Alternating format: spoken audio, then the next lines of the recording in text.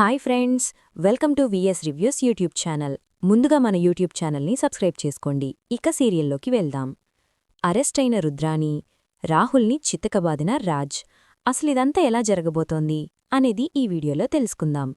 పాపకైతే operation చేస్తుంది. Doctor అయితే operation అయితే సక్సెస్ అవుతుంది.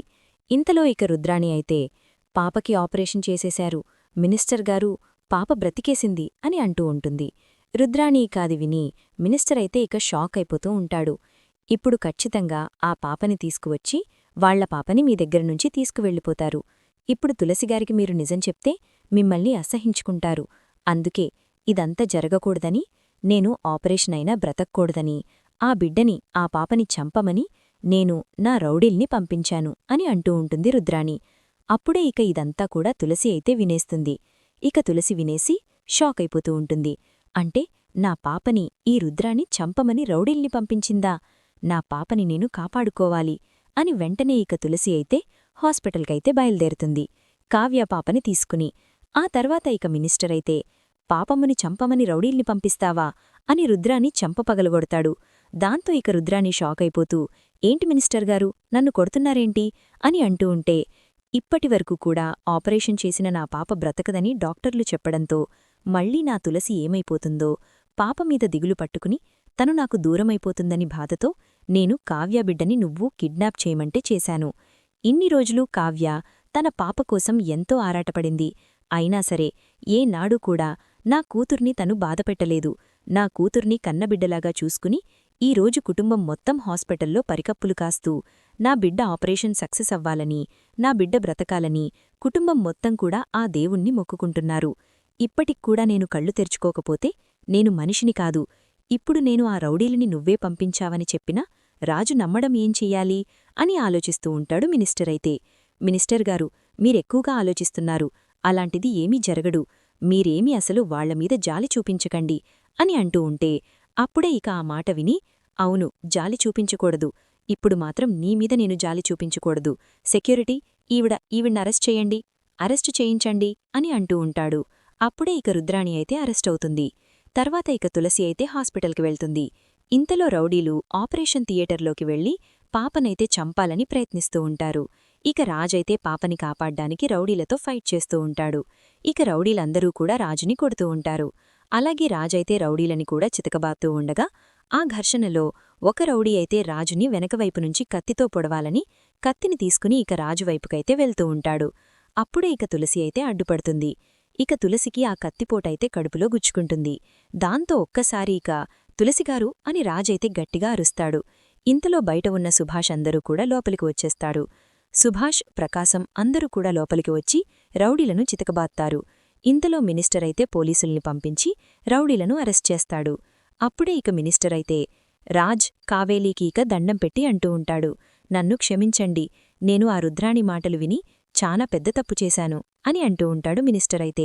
అది విని అప్పుడే ఇక దుగ్గిరాల కుటుంబం షాక్ అయిపోతూ ఉంటుంది. ఏం మాట్లాడుతున్నారండి, అసలు రుద్రాణి ఏంటి అని అపర్ణ అంటూ ఉంటే, ఆ రోజు హాస్పిటల్లో రుద్రాణియే మీ మనవరాల్ని మార్చేయమని, నా కూతురు స్థానంలో రాజు కూతుర్ని పెట్టించమని తనే సలహా ఇచ్చింది. ఇప్పటివరకు కూడా తనే మీ కుటుంబం మీద దాడి చేయమని, మిమ్మల్నందర్నీ కూడా చంపేయమని కూడా సలహా ఇచ్చింది. ఈరోజు నా కూతుర్ని మీరు ప్రాణాలతో మాకప్పగించారు.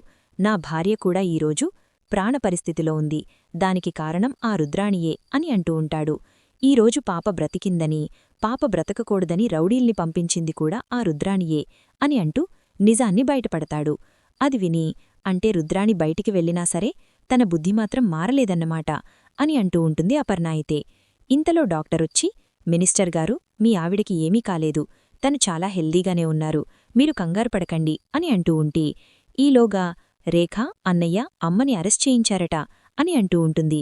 ఛ, ప్లానంతా బెట్స్ కొట్టింది, ఇప్పుడేం చెయ్యాలి, అమ్మని ఎలాగైనా సరే విడిపించాలి అని అనుకుంటూ ఉంటాడు రాహులైతే. తర్వాత ఇక మినిస్టర్ అయితే వాళ్ల పాపని తీసుకుని కావ్యకి వాళ్ల పాపనైతే ఇచ్చేస్తారు.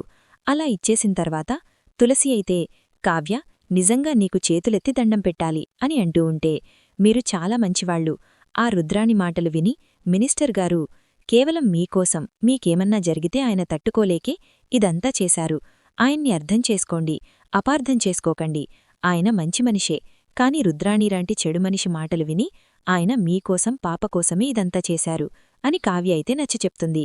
మొత్తానికి కావ్య అయితే మినిస్టర్ కూతుర్ని బ్రతికించి తన కూతుర్ని తన ఒడికి చేర్చుకుంటుంది. ఇదంతా ఇలా జరుగుతూ ఉండగా ఇక రాజైతే రుద్రాణి జైల్లో ఉందని తెలుసుకుని ఇక రుద్రాణిని కలవడానికైతే వెళ్తాడు. అప్పుడే రుద్రాణి కలవడానికి పోలీస్ స్టేషన్కి వెళ్లిన రాజుకైతే రాహుల్ అయితే రేఖ అక్కడే ఉండడం గమనిస్తాడు. గమనించి ఇక షాక్ అయిపోతూ ఉంటాడు. మమ్మీ, ఏంటి మమ్మీ, ఎంత ప్లాన్ చేశావో? ఆ మినిస్టర్తో చేతులు కలిపి ఎంతలా ప్లాన్ చేసినా సక్సెస్ అవ్వలేదేంటి మమ్మీ అని అంటూ ఉంటాడు రాహుల్ అయితే. రే రాహుల్, నన్ను జైలు పాలు చేసిన ఆ కావ్య రాజుల్ని వదిలిపెట్టద్దు. మీ ఇద్దరూ ఆ ఇంట్లోనే ఉండి వాళ్ల నాశనాన్ని మీరు చెయ్యండి, నేనది కళ్ళారా చూడాలి అని అంటూ ఉంటే, మమ్మీ, నీకు బెయిల్ కూడా ఇవ్వు అని చెప్తున్నారు.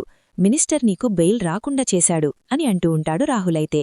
బెయిల్ రాకపోయినా పర్వాలేదురా, నేనిక్కడే ఉంటాను, నేను మీకు ఏ సలహా అయినా ఇస్తాను అని రుద్రాణి అంటూ ఉంటుంది. అప్పుడే ఇక రాజైతే అదంతా వీడియో తీసి అప్పుడే ఇక ఇంటికి వెళ్లి అందరికీ కూడా చూపిస్తాడు. ఇక అందరికీ కూడా చూపించి, రాహుల్ మారిపోయాడని నువ్వనుకున్నావు కదా స్వప్న, రాహుల్ మారలేదో. అలాగే రేఖ కూడా నన్ను పెళ్లి చేసుకుని ఈ ఆస్తిని కొట్టేయాలని ఇక్కడికొచ్చింది, వాళ్ళిద్దరి నిజస్వరూపం చూడు అని రుద్రాణితో రాహుల్ రేఖ మాట్లాడుతున్న మాటలన్నీ కూడా ఇక ఎక్కించేస్తాడు. అప్పుడే ఇక అది చూసి షాకైపోతూ ఉంటుంది స్వప్న అయితే. ఇంతలో రాహుల్ రేఖ అయితే లోపలికొస్తారు. అప్పుడే ఇక రాజైతే, ఎక్కడికి వెళ్ళొస్తున్నావు రాహుల్ అని అడుగుతూ ఉంటే, అది అలా బయటికి వెళ్ళొస్తున్నాము, మనసేమీ బాగోక అని అంటూ ఉంటే, అప్పుడే ఇక రాజైతే రాహుల్ని చంపపగలగొట్టి శాశ్వతంగా మీ ఇద్దరూ బయటే ఉండండి అని అంటూ ఉంటాడు. మీరు ఎక్కడికి వెళ్లారో ఎవరిని కలిసి వస్తున్నారో నాకు బాగా తెలుసు అని వీడియో చూపిస్తాడు. అప్పుడే ఇక స్వప్న అయితే ఇక రాహుల్ని చంపపగలగొడుతుంది.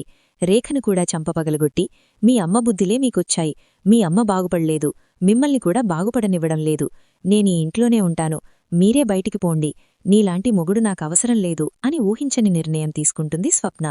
చూశారుగా ఫ్రెండ్స్, రాబోయే కథలో ఖచ్చితంగా ఇలాగే జరగబోతోంది.